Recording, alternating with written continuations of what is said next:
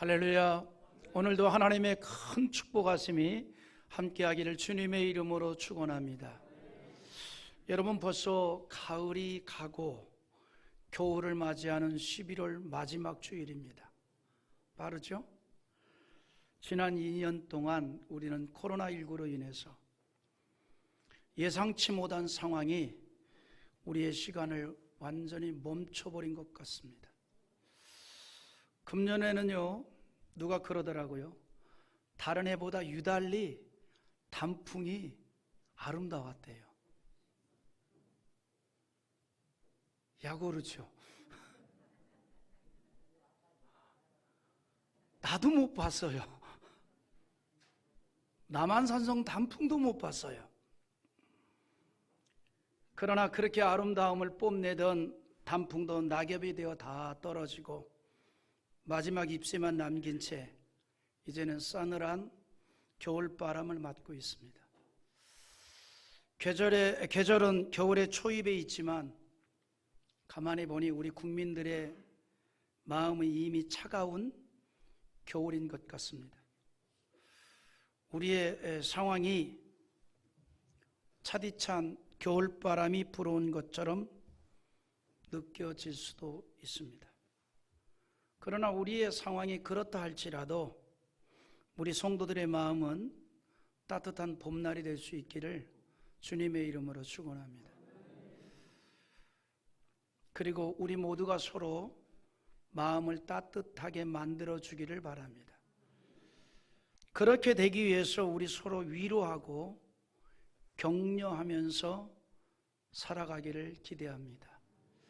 그런 의미로 오늘 말씀의 제목을 위로하고 격려하며 삽시다 그랬습니다.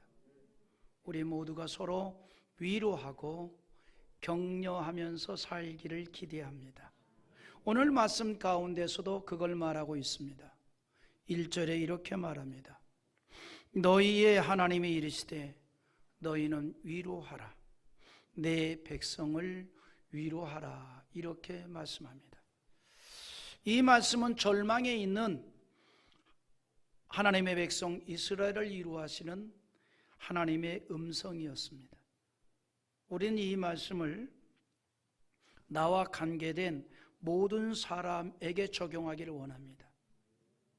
우리가 하나님의 말씀으로도 위로받고 또 모든 사람을 위로하고 격려하는 주의 은혜가 있기를 원하는 겁니다.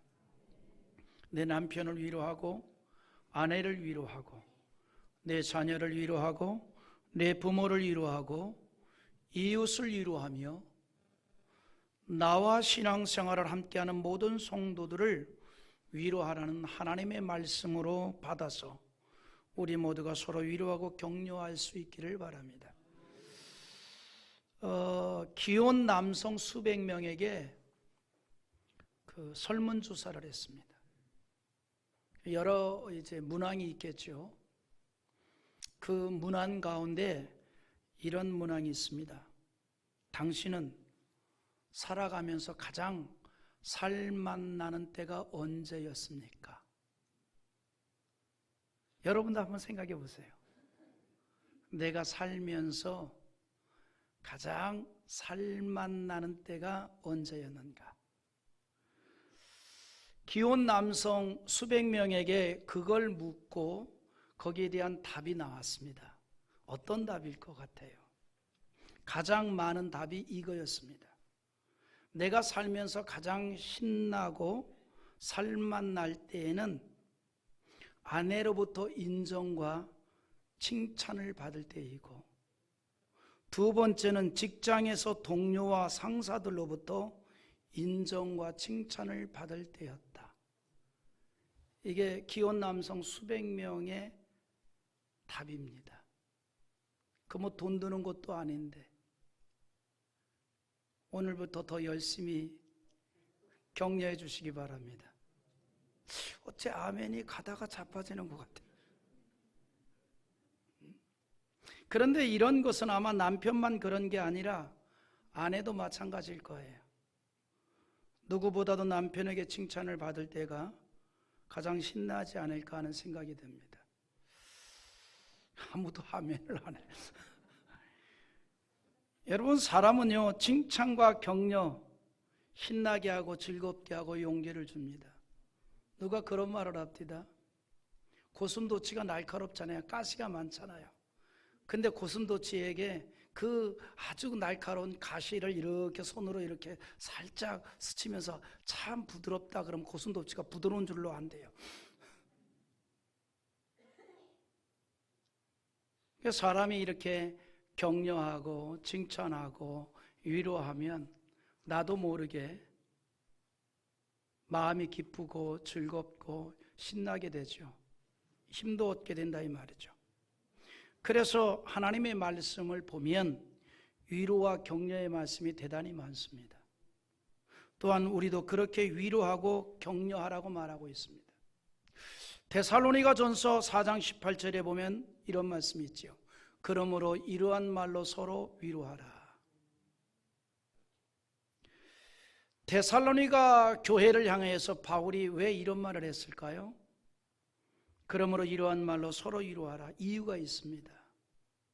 당시 이 데살로니가 교회의 성도들은 신앙 때문에 고난을 당하고 핍박을 당하고 있었던 겁니다.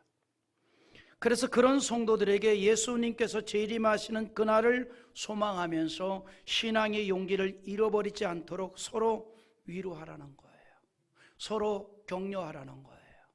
하나님의 백성들이 만날 때마다, 하나님의 백성들이 모일 때마다 신앙으로 위로하라는 거예요. 우리 용기를 가집시다. 여호와를 의지합시다. 주님의 재림을 기쁨으로 맞이합시다. 이렇게 서로 신앙적인 위로와 용기를 주라는 겁니다. 우리도 마찬가지예요. 우리는 전능하신 하나님의 은총 가운데 살고 있습니다. 그러므로 우리가 신앙으로 위로를 하는 거예요. 요즘 우리 사회는요, 그 어느 때보다도 위로와 격려가 필요한 때가 아닌가 그런 생각이 듭니다. 여러분, 아직도 코로나19의 이 어려움의 끝이 보이지 않습니다. 많이 가진 자는 많이 가진 대로, 또 적게 가진 자는 적게 가진 대로 위로가 필요한 사회가 됐습니다. 어느 날부터인가 우리 사회가 많이 가진 자는 죄인이 됐어요. 물론 죄인스러운 많이 가진 자도 있지만 정말 땀을 흘리고 힘쓰고 애써서 많이 가진 자도 있습니다. 그런데 어느 한순간부터 그들이 다 죄인이 됐어요. 가진 자도 위로가 필요하고, 그런가 하면 갖추지 못한 자들에게도 위로가 필요한 사회가 됐습니다. 모두가 다 위로가 필요한 사회가 됐어요. 기업을 경영하는 자들이나 음악 소리가 참 좋네요. 굉장히 경쾌한 것 같아요. 좋습니다. 적게 가진 자나 작은 것을 운영하는 자나 모두가 다 위로가 필요한 것 같아요. 이 코로나19로 말미암아 사람들의 생활 패턴이 어쩔 수 없는 통제 상태가 되어 우리 사회가 물결 흐르듯이 자연스럽게 흘러가지 않고 막히고 있습니다. 생활이 비정상이 되고 경직이 되어가면서 서민들의 경제 상황이 꽁꽁 얼어붙어 있습니다. 미래에 대한 계획을 희망적으로 세우려고 하면서도 낙심하게 하는 소식이 들리니 용기를 잃을 때가 있습니다. 그래서 사람을 무력하게 만들어 버립니다. 심지어 희망의 메시지를 전해야 할 교회까지도 영적인 무력감에 빠져가는 교회들이 생겨나고 있습니다. 이럴 때일수록 우리는 신앙으로 서로 위로하며 격려하며 살아가야 합니다. 특별히 우리는 하나님이 함께하는 인생이기 때문이지요.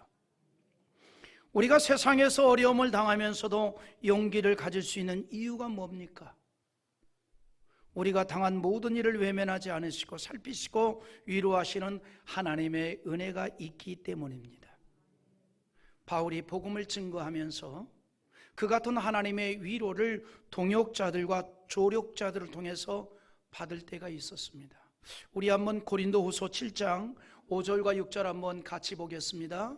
우리가 마게도냐에 이르렀을 때에도 우리의 육체가 편하지 못하였고 사방으로 환난을 당하여 밖으로는 다투며 안으로는 두려움이었노라.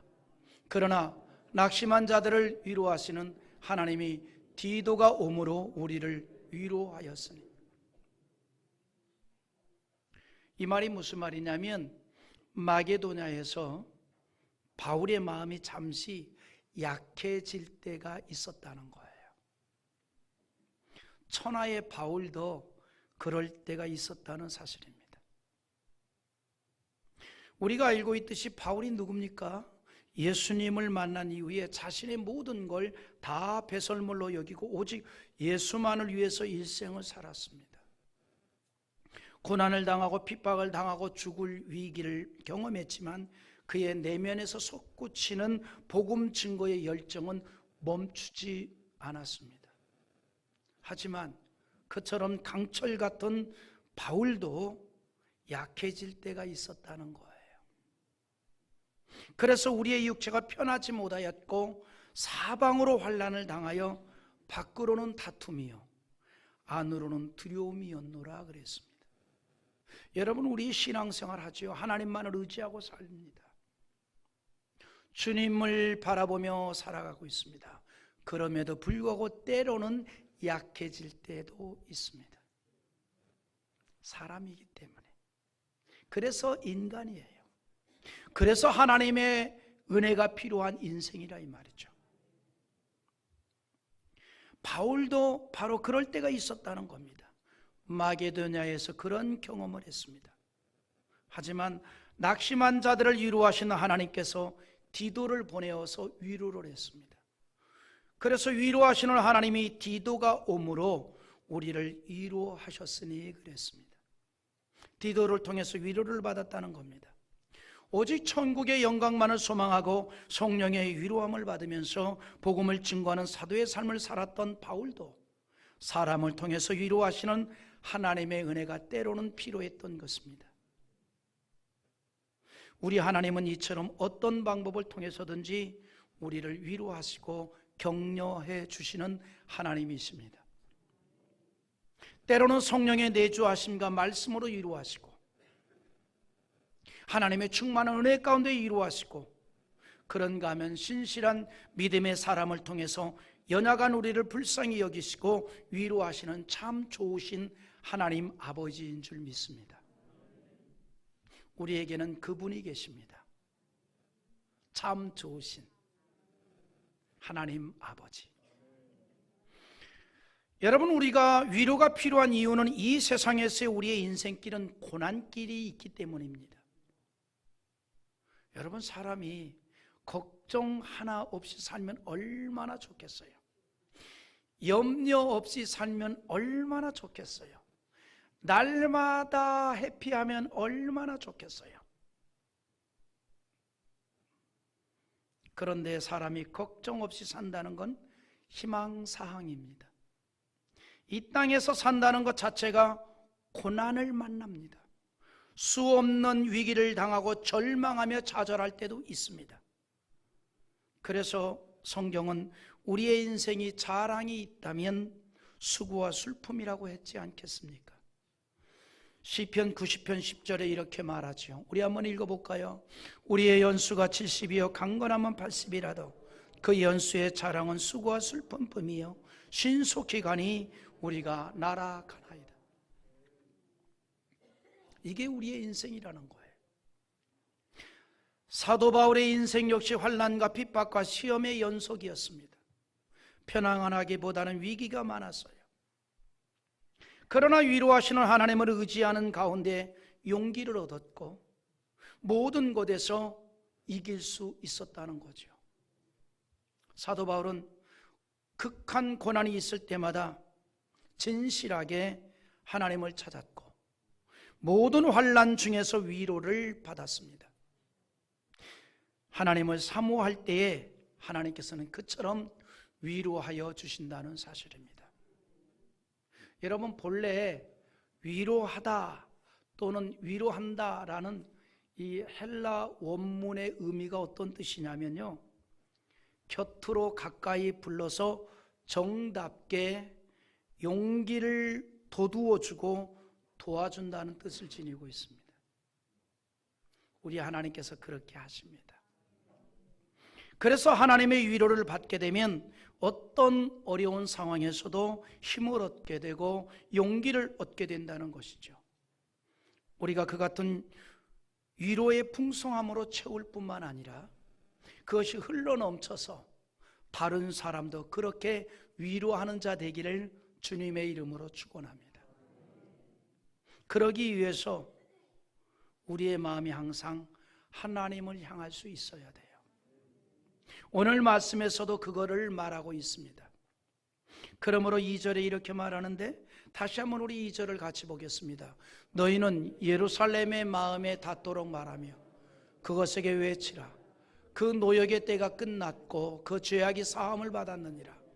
그의 모든 죄로 말미암아 여호와의 손에서 벌을 받았느니라 할지니라 하시니라. 할렐루야.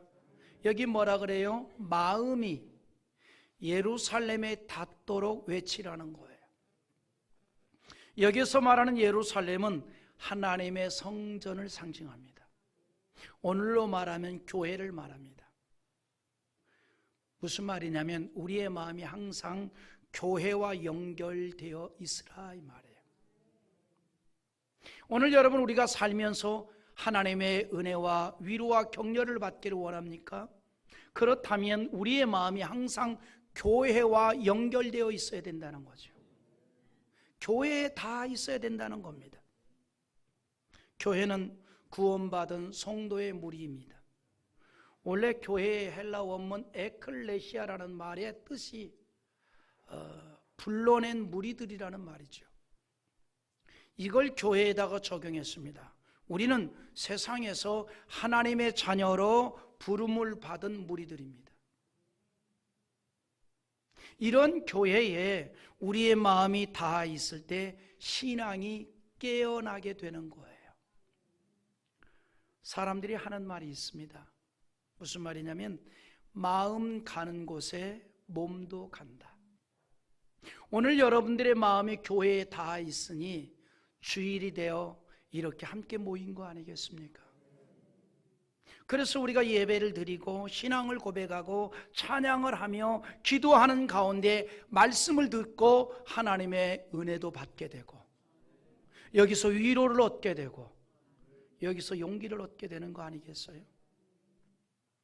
그래서 우리의 마음이 교회에 다 있어야 된다는 거예요. 그럴 때 교회의 머리가 되시는 주님을 찾게 되고 붙잡게 되기 때문입니다.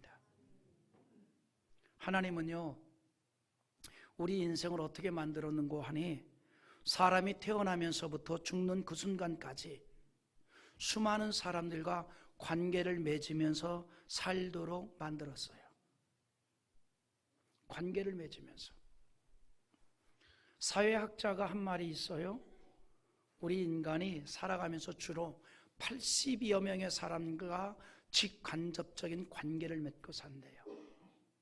근데 이제 그것도 틀린 것 같아요. 왜냐하면 요즘은 SNS를 통해서 80명이 아니라 수백 명, 수천 명과 관계를 맺고 있습니다. 우리 페이스북에 보면 우리 친구 맺기 있지 않습니까? 자, 그런데 수많은 사람들과 관계를 맺고 있다는 것은 무엇을 말할까요? 이거예요. 서로 영향을 주고받는다는 겁니다. 내 영향을 누군가에게 줄 수도 있고 그 사람의 영향을 내가 받을 수도 있다는 거예요. 사람은 관계를 맺으면서 영향을 주기도 하고 받기도 하는 거예요. 여러분, 그래서 그 사람을 알려면 그 사람이 어울리는 사람을 보면 안다는 말도 있잖아요. 그런데 보면요, 이렇게 영향을 주기도 하고 받기도 하는데 그런 사람들이 있습니다. 함께 있을 때에 용기와 사기를 북돋아주는 사람이 있는가 하면 함께 있을 때 실망과 낙심과 절망케 하는 사람도 있습니다. 우리는 용기와 사기를 높여주는 사람이 되기를 바랍니다. 교회의 공동체가 서로에게 위로가 되고 서로에게 격려가 되고 서로에게 용기가 될 수 있는 그런 공동체가 되기를 주님의 이름으로 축원합니다. 그러기 위해서 먼저 내 마음이 교회에 닿아 있어야 하고 예배를 드리는 가운데 말씀을 듣고 은혜를 받아야 합니다. 그렇게 될 때에 우리의 마음이 따뜻해지는 정도가 아니라 뜨거워지는 거예요. 여러분, 우리가 누구를 위로를 하거나 혹은 열심히 신앙생활을 하는 것도 마음이 뜨거워질 때에 가능한 일입니다. 그래서 바울 사도가 로마서 12장 11절에 이렇게 말합니다. 부지런하여 게으르지 말고 열심을 품고 주를 섬겨라. 바울이 여기에서 말하는 열심이라는 말의 원어적인 의미가 뭔지 알아요? 물이 펄펄 끓는 상태를 말해요. 물이 아주 펄펄 끓는. 주전자에 물을 붓고 그 물이 그냥 100도가 넘어가지고 펄펄 끓는. 그래서 마치 이 주전자의 뚜껑이 열릴 정도로. 우리의 가슴이 그처럼 펄펄 끓는 뜨거움을 가지고 주님을 섬기라는 겁니다. 신앙생활은 그렇게 하는 거예요. 뜨거운 심정으로. 여러분, 마음이 미지근하면요, 신앙이 자라는 것이 아니라 불신이 자라게 됩니다. 여러분, 세균도요, 미지근할 때 가장 번식이 잘 되잖아요. 아주 차갑던지 아주 뜨겁던지 하면 세균이 번식하지 못합니다. 그래서 식품이 냉장고에 있을 때보다 냉동고에 있을 때 더 오래 가잖아요. 여러분, 우리의 마음도요, 주님에 대해서 미지근할 때 세균과 같은 마귀의 역사는 가장 강하게 번식을 하게 되는 거예요. 여러분, 그래서 우리가 언제 시험에 빠지는 줄 알아요? 언제 신앙적으로 넘어지기 쉬운 줄 압니까? 미지근한 신앙일 때에. 미지근한 신앙이 될 때에. 그래서 우리의 신앙이 미지근한 신앙이 아니라 펄펄 끓는 물처럼 뜨거워야져요. 할렐루야. 여러분, 그래서요, 우리가 신앙생활 하면서 시험에 들고 넘어지는 거 남 탓할 것 없어요. 내가 미지근한 거니 생각하면 돼요. 따라합시다. 내가 미지근했구나. 그렇게 생각하면 돼요. 펄펄 끓면 시험 들 이유가 없어요. 넘어질 이유가 없어요. 내 문제예요. 내 문제. 우리의 마음이 하나님의 말씀과 성령의 역사로 뜨거워지면 누가 말하지 않아도 저절로 신앙의 위로자가 됩니다. 격려자가 됩니다. 사람들에게 긍정의 영향을 끼치게 된다는 거예요. 여러분, 에레미야 선지를 기억하죠? 에레미야 선지자가 누굽니까? 예명이 있습니다. 눈물의 선지자라고 합니다.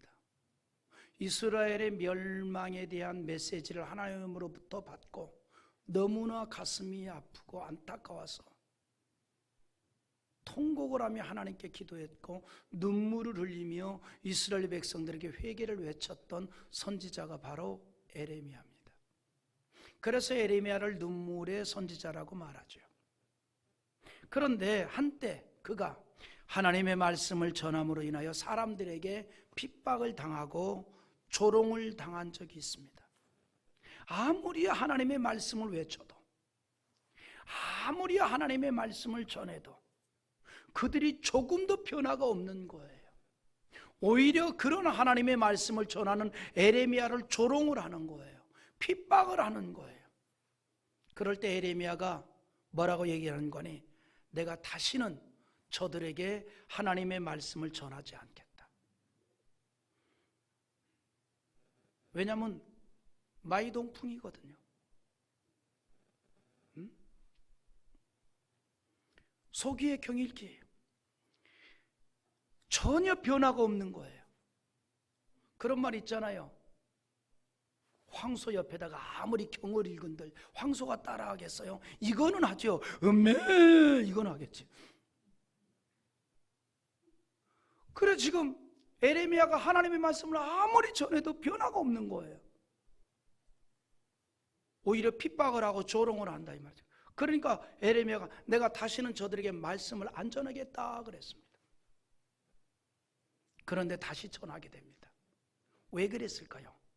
그의 마음이 불 붙는 것처럼 뜨거워졌어요. 불 붙는 것처럼 뜨거워졌단 말이죠. 그래서 하나님의 말씀을 전하지 아니하고는 견딜 수 없게 되었다는 거예요. 에레미야 20장 9절의 말씀인데 한번 천천히 우리 다 같이 읽어봅니다. 내가 다시는 여호와를 선포하지 아니하며 그의 이름으로 말하지 아니하리라 하면 나의 마음이 불 붙는 것 같아서 골수에 사무치니 답답하여 견딜 수 없나이다. 그의 심령에 그냥 막 성령의 불이 역사하니까 하나님의 말씀을 전하지 아니하고는 견딜 수가 없어 답답했다는 거죠. 그래서 핍박을 당하고 조롱을 당하면서도 하나님의 말씀을 전했다는 거예요.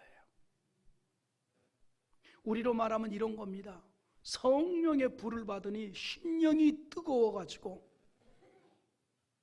찬양하지 않으면 견딜 수가 없고 기도하지 않으면 견딜 수가 없고 하나님의 사랑을 외치지 않으면 견딜 수가 없고 위로하지 않으면 견딜 수가 없게 되었다는 거예요. 하나님의 역사로 말미암아.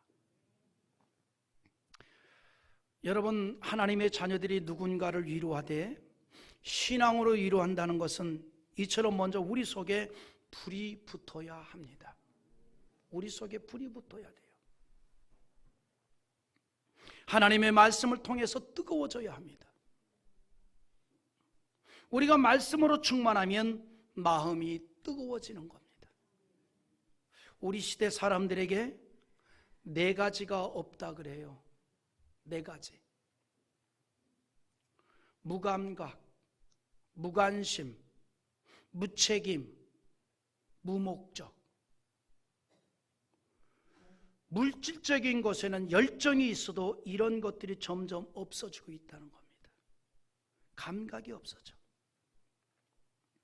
관심이 없어져요.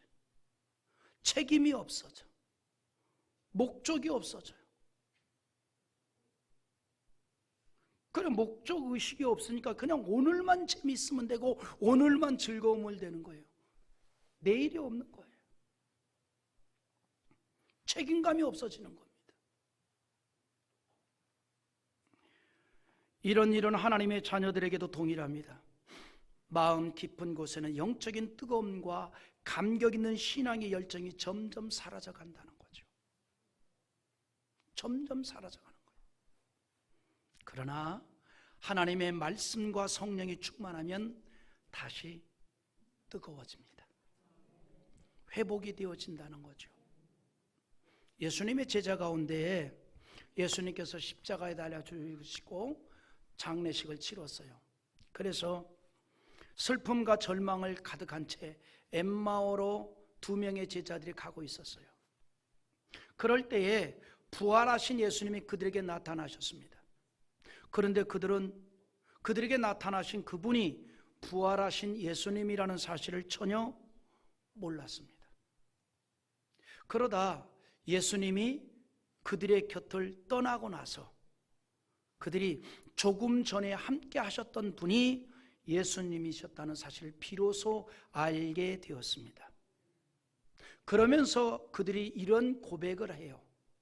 이런 고백을 하며 서로 주고받습니다. 누가복음 24장 32절이 말씀인데 또 한번 같이 봅니다. 그들이 서로 말하되 길에서 우리에게 말씀하시고 우리에게 성경을 풀어주실 때에 우리 속에서 마음이 뜨겁지 아니하더냐. 이 말이 무슨 말입니까? 아까 우리랑 대화를 하고 있었던 그분이 부활의 주님이셨구나. 우리가 그걸 미처 몰랐구나. 그런데 그분이 하나님의 말씀을 우리에게 전해줄 때에 어쩐지 우리가 그 하나님의 말씀을 들을 때에 우리의 가슴이 뜨거워지지 않았더냐, 이렇게 말합니다. 그분이 예수님인 줄 몰랐어요. 그럼에도 불구하고 그가 전하는 하나님의 말씀을 들을 때에 가슴이 뜨거워졌다는 거예요. 이것이 바로 주님을 영접한 그리스도인의 특징이에요. 누가 전하든지 어떤 사람이 전하든지 하나님의 말씀을 들을 때에는 가슴이 뜨거워져야 돼요.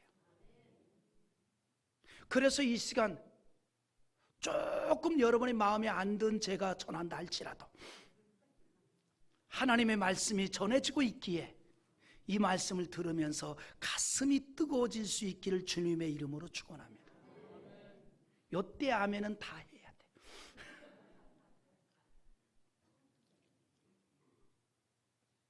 하나님의 말씀, 그 말씀을 우리가 들을 때에 가슴이 뜨거워지는 거예요. 엠마오로 가던 제자들이 그랬다는 거죠. 예수님께서 성경을 풀어주시며 하나님의 말씀을 전할 때에 그 말씀을 받는 순간 마음이 뜨겁게 되는 체험을 한 거예요. 여러분, 우리가 그렇게 되어야 되는데 그거를 위해서 우리의 마음이 교회에 닿아 있어야 된다는 거예요. 그리고 말씀으로 충만할 때에 심령이 뜨거워지고 스스로 위로를 받게 되고, 그리고 그것이 흘러넘쳐서 다른 사람도 위로를 하게 된다는 거죠. 하나님은 전능하신 분입니다. 나의 문제를 풀어주십니다. 오늘 말씀도 이렇게 말하고 있어요. 하나님께서 기적 같은 은총을 나타내 주신다는 겁니다. 4절 한번 같이 또 보겠습니다. 골짜기마다 도두어지며 산마다 언덕마다 낮아지며 고르지 아니한 것이 평탄하게 되며 험한 것이 평지가 될 것이요. 할렐루야.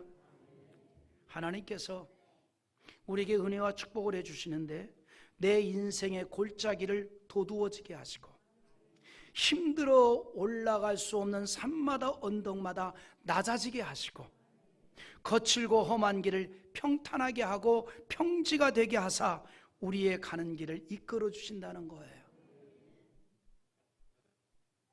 이 같은 하나님을 우리의 삶의 현장에서 체험하기를 바랍니다. 그런 가운데 하나님을 향한 신앙으로 서로 위로하고 격려하며 삽시다. 왜냐하면 하나님의 말씀은 영원하기 때문입니다. 그래서 말씀에서 하신 언약과 축복도 영원한 거예요. 그러므로 의지가 되고 위로가 되죠. 8절에 이렇게 말합니다. 풀은 마르고 꽃은 시드나 우리 하나님의 말씀은 영원히 서리라 그랬습니다.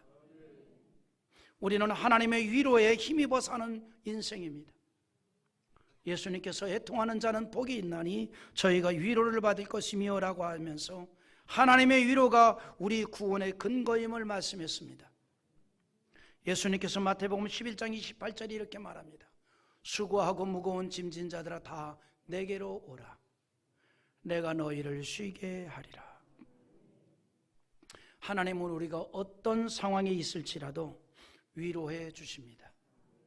우리가 하나님으로 인하여 위로를 받고 항상 용기 있는 인생이 되기를 원합니다. 그래서 바울을 위로하였던 디도처럼 하나님의 위로하심과 그리고 격려를 통해서 우리도 위로를 받고 나를 통해서 누군가에게도 위로하고 격려하는 풍성한 삶이 되기를 주님의 이름으로 축원합니다.